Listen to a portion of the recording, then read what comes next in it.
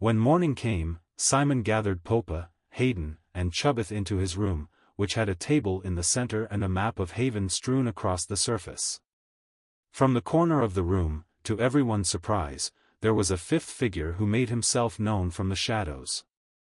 A dwarf wearing a trench coat and a top hat, cascaded in shadow, the only thing illuminating his face being the red cherry of his cigar as he took in a drag.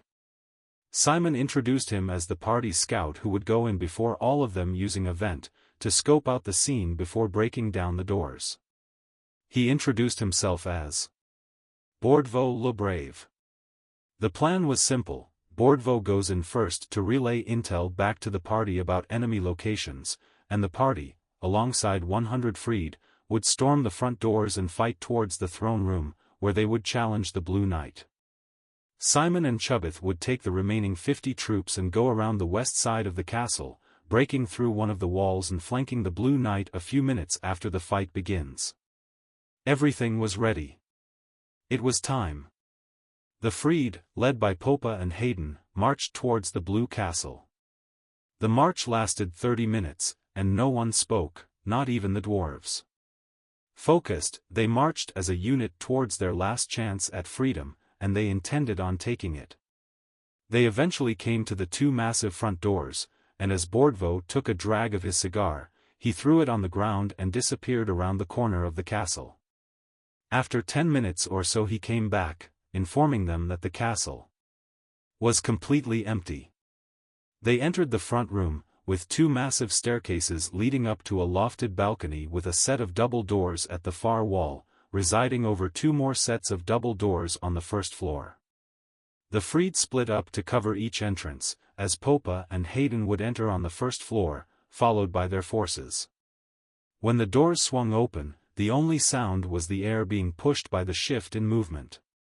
A massive rectangular room with pillars lining the left and right walls led to a massive throne on the far side, occupied by the Blue Knight.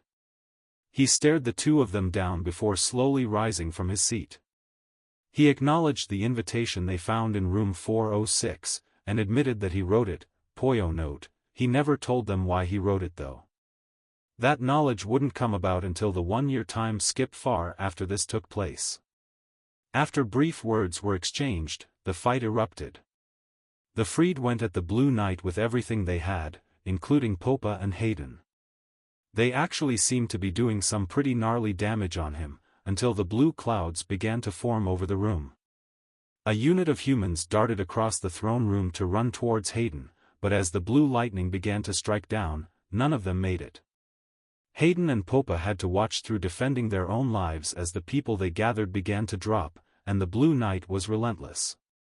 Popa was knocked down to 0 hit points, being brought back up by Shug, the designated medic associated with the freed.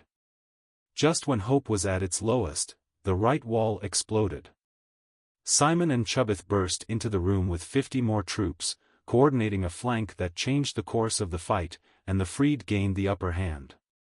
Hayden, Popa, Simon, Chubbeth, Bordvo, Shug, and the remaining members of the freed all fought with every bit of strength they had left, and at the end of it all, the Blue Knight's helmet came tumbling off his head, revealing an empty suit of armor, as it crashed and clanked to the ground. In the center of the room on the floor, a familiar mirror-like substance swirled into existence. They won.